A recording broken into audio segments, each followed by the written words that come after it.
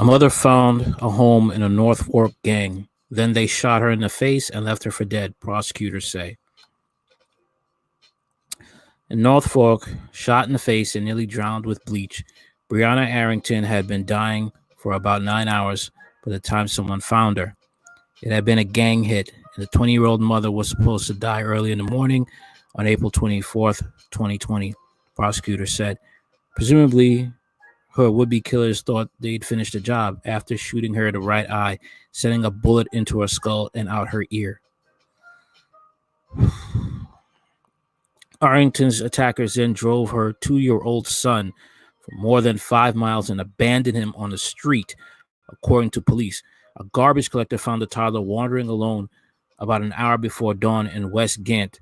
Somehow Arrington lived. She spent weeks in the hospital in a coma, lost her eye, and is deaf in her right ear. When she testified at a December court hearing 8 months after the attack, she still had a slew of scheduled surgeries and was taking dozens of pills every day.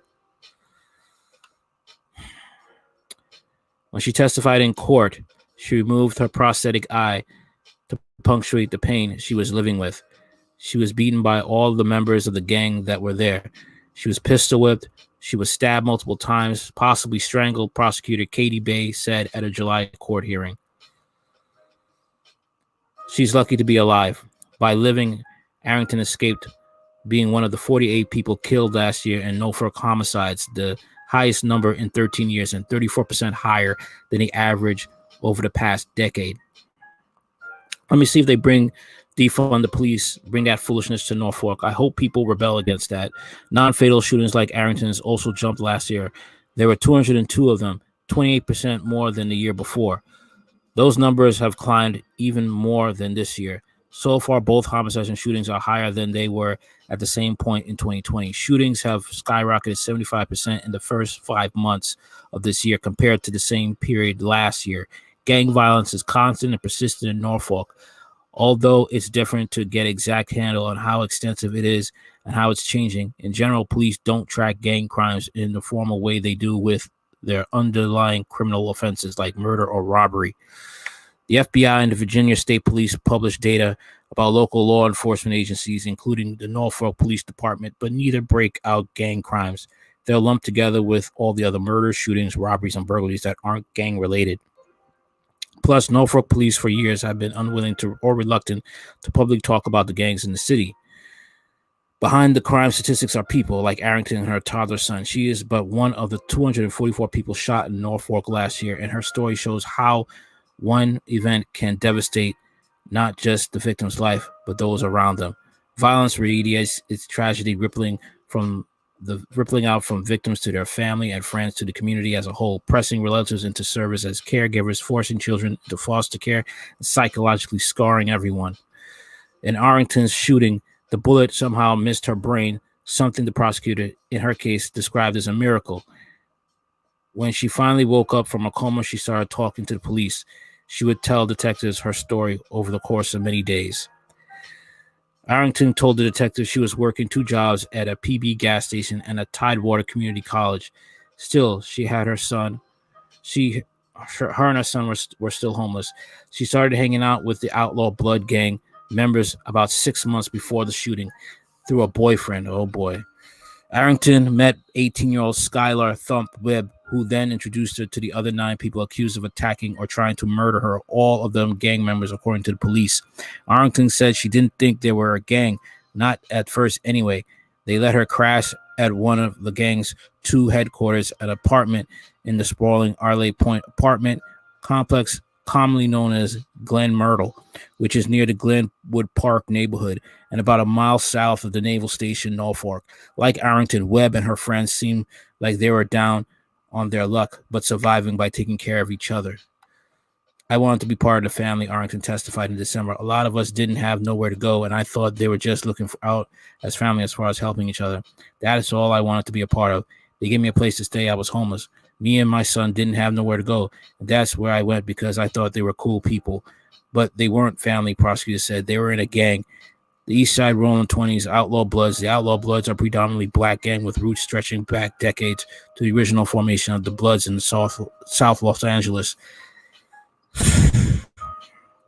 She played a stupid game and won a stupid prize.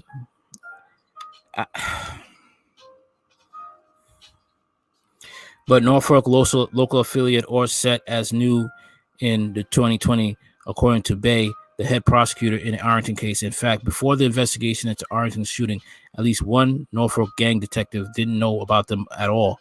Despite being new, Norfolk's Outlaw Bloods got off to a fast start. Within months of forming, they established a clear hierarchy with the local boss reporting directly to the Bloods. Leadership in LA, the boss, Brandon Seo Winningang, now 31, has tapped Tarposhia Lawless Hodges to be his right-hand man and led the women in the gang. To that end, they'd set up a Facebook Messenger group the women used to roll call to check daily with Hodges. Gosh, they were dumb to use Facebook. And every Friday night, all the gang members met at the Browns Glen Myrtle apartment to do drugs and other gang activities, Bay said. This is not some local homegrown set that popped up, merely calling themselves a gang, the prosecutor said. This is, in all traditional sense, an organized criminal street gang that is actually recruiting, committing criminal acts for the benefit of the gang, including multiple acts of violence, Bay said. Eventually, Arlington learned they were a Bloods gang. 3 or 4 days before she was attacked, they asked her to join. Arlington hesitated. I said I wanted to be part of the family. I didn't want to be part of any gang. During her testimony, Arlington didn't make clear whether she proactively agreed to join the gang or if the Outlaw Bloods pushed her into it and she went along. Regardless, she was jumped in, a rite of passage in which gang members beat a prospect. It is crucial people start as recruits and emerge as members. Since the number 27 has a special meaning to the Bloods lore, the gang members surrounded Arlington and beat her continuously for 20 minutes and 7 seconds. They said to fight back. They told me just to keep swinging. Arlington, by her own account, was not a gang member. Was not a good gang member. Over the next couple of days, her newcomers tried to teach her secret handshakes, Bloods lore, and traditions, but Arlington messed up. And each time she got a DP, or disciplinary detrimental punishment, which meant a beating. Usually it was just the women hitting her, but sometimes the men joined in too. Arlington estimated that she got 5 or 6 DPs, damn, in the first 3 or 4 days she was a gang member. She kept telling them she didn't know anything about all this gang stuff. She didn't care. They didn't care. Then came April 23rd, the night of what ended in a bloody maiming and near death. It was supposed to be a pizza and movie night. As a new Outlaw Bloods rookie, Arlington went to Little Caesars to pick up dinner. Her 2-year-old son was with her, and the plan was to go to Glen Myrtle, where everyone would watch the new remake of The Lion King starring Donald Glover, Seth Rogen, and Beyonce.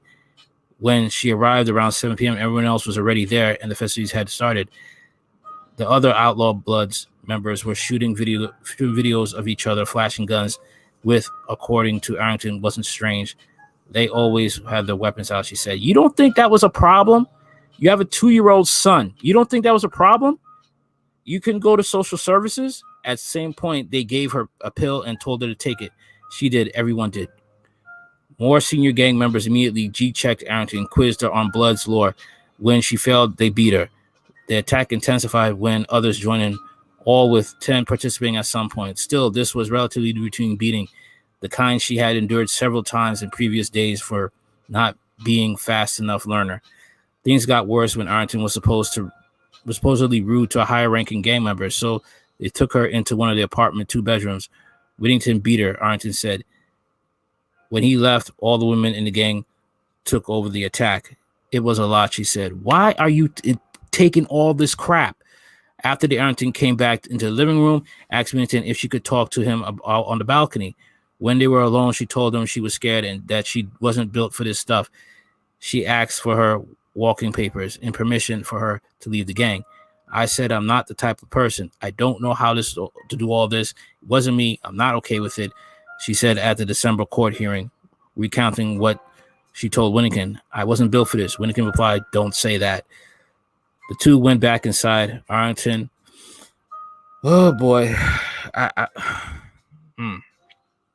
Arrington thought Winnikin was about to give her the green light to leave the gang. Instead, he relayed the news to everyone. Arrington wanted out. And that's when everything started. And usually in these gangs, they'll kill you because you know too much. Whittington punched her in the face. She said Torpedo Hodges and Aisha Smith-Moore told Whittington they needed to kill her. They made their case. Arrington was shaking her in fear. She might tell people about the gang. Plus, she was making Webb look stupid since she's the one who had recruited and vouched for Arrington. Rumors swirled around the group about her being a spy for others for another blood set. So you're dealing with people that are really dumb and stupid and can't tell that you're just a single mother and you don't know anything about gang membership. You're not into that. You have a 2-year-old son to take care of. All these people are stupid. All of them are stupid. They can't see for the fact that you have a 2-year-old and your mind is focused on that 2-year-old. Eventually, a decision was made. Arrington knew too much and had been beaten too badly. The gang would have to kill her. If I wanted out, I'd have to die, she said. Then they tortured her. Oh, boy. Travis Mitchell, who goes by the nickname Flash, took Arrington's socks off her feet and shoved one in her mouth, according to her testimony. Then, while her son watched, he beat her. She testified that she doesn't remember which part of her body Mitchell was hitting, but I do remember my son watching me crying.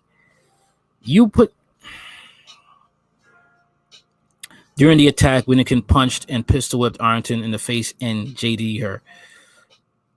Pinned to the kitchen floor, she kicked her legs and banged them to the floor to alert people downstairs apartment to stop her. The 2 gang members held them down. While Winnikin was choking Arrington with one hand, he poured bleach down her throat with the other. She swallowed some. He tried to drown me with bleach. She said it was a big bottle. Meanwhile, other gang members were covering their tracks. Torpedo Hodges and Smith-Moore took Arrington's phone and deleted the gang's Facebook Messenger group chats. Giovanni Shamirda Hodges, Torpedo's husband, told them to transfer all the money Arrington had into her Cash App account. Oh boy. As eventually Winnigan and Mitchell carried her out of the apartment, down the stairs out to her car. At some point during the trip, Whittington let go, but Mitchell held on as Arrington begged for freedom. Instead, he hit her. The alleged killer, Watkins, and Arrington's son were right behind. Once they got in the car, Mitchell let go. She testified in court. Arrington got in the driver's seat, which her son was on her lap. She locked the car, but without the keys, she couldn't drive. She had no escape plan or scheme about what to do next. Howling up was an act of desperation. I was just waiting in the car because I wasn't getting beat, and that was the safest place to be at the moment. I just wanted to get away from all that, she said. I was hoping that they would just leave me alone. They didn't. Several of them surrounded the car. At least 6 of them had guns. Torpedo Hodges told her she was not going to be a good mother because I was holding my son to protect me, a human shield. Arrington apparently agreed to put her son in the back seat. Didn't want them to shoot him, she said.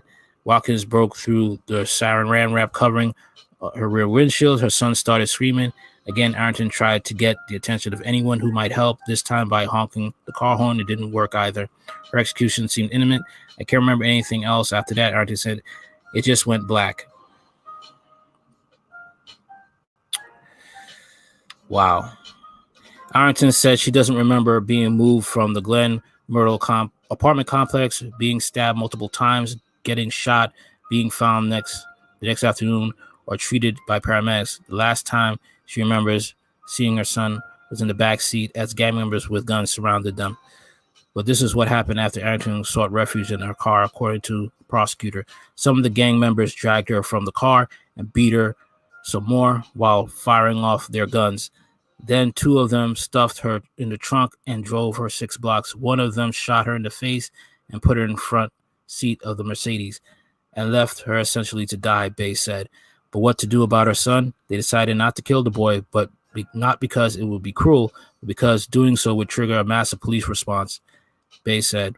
So 3 of the gang members drove him 5.5 miles south on Hampton Boulevard and dumped him in a nice neighborhood near CHKD. Hours later, a garbage collector found the 2-year-old wandering by himself near Redgate and Claremont Avenues, a block away from the West Ghent Greek restaurant Orpax. It was pouring rain. The garbage collector called for help. A police officer who'd been in his patrol car under the interstate got the call and responded.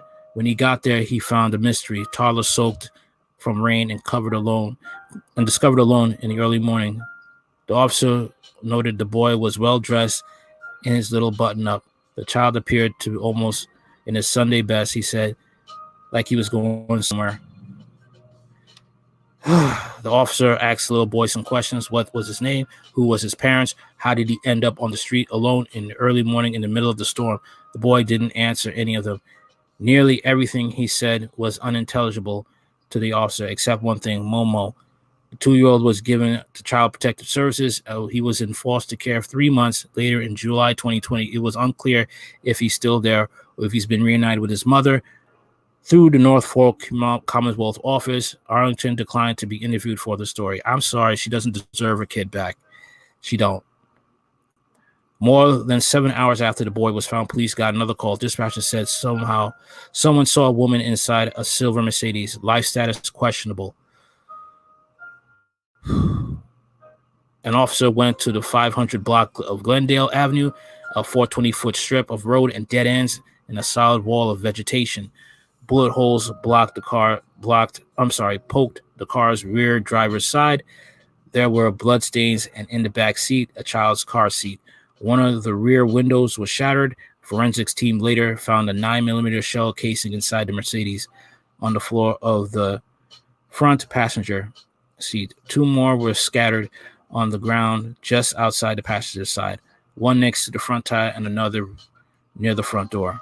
As the officer drew closer, she could see the woman more clearly. She had 2 extremely swollen black eyes and blood all over her face. Her eye was swollen shut. Blood poured out of the bullet hole in her right ear. Bruises covered her body. Paramedics later found stab wounds down her back. She wasn't moving. I assumed that she was dead. I didn't expect her to respond. She tried anyway. Excuse me, hello? To her surprise, she stirred. It was mostly a grunt. She definitely tried to answer me, but her body was so bruised and beaten that she just could make noise.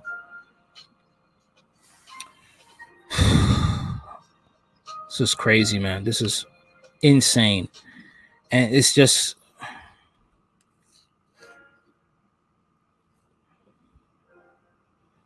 I don't know, man. I don't know. I just, why didn't you leave? Why didn't you leave? Arlington shooting exposed the brutality of local gangs. Although the full scope of this Norfolk's gang-related violence is hard to measure. Police don't realize stats on gang violence like they do with homicides and shootings, and top officials have been reluctant to talk about it in public for years. 2009, then Police Chief Bruce Marquis was more open about the existence of gangs in the city. In fact, he teamed up with other city leaders to put out a video about it. At the time, Marquis said police believed there were 67 gangs and 1,500 to 2,000 gang members operating in Norfolk. About 25 of those gangs were routinely involved in crime. 16-minute video facing gangs aired in the city's middle schools ahead of the summer as an effort to convince students not to join gangs during the break. The video included warnings from Marquis gang unit boss, then Lieutenant Larry Boone. You guys are the target. You guys are the people the gang people want. Since then, Boone has become chief, and he has spoken little about gangs. In 2017, he told the pilot there were only 2 or 3 active gangs in the city, although the department never answered a follow-up question about how many inactive ones existed. Boone at the time declined to make anyone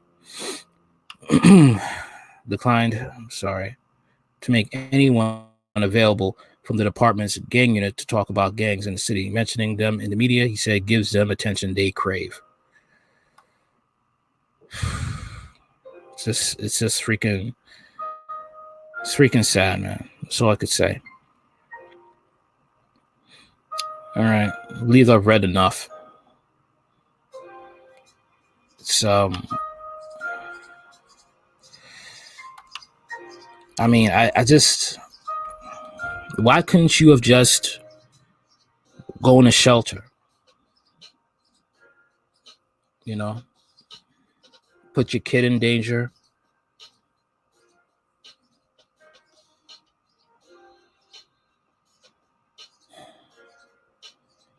Make these decisions, hook it up with gang members, getting pregnant, trying to find a family.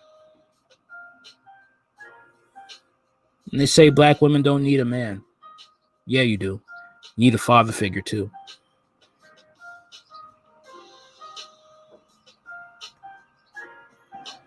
These are the consequences when you choose the wrong man to lay down with. And I really am upset at the mother, because you going in a gang with two, they beating the crap out of you, still stay there with your 2-year-old.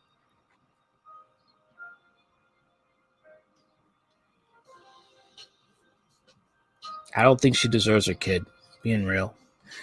All right. Tell me what you think about this story. Let me know in the comments. Comment, share, like, subscribe. I'm also on Spotify and Anchor.fm. We'll be coming back on Podbean really soon. All right. Later.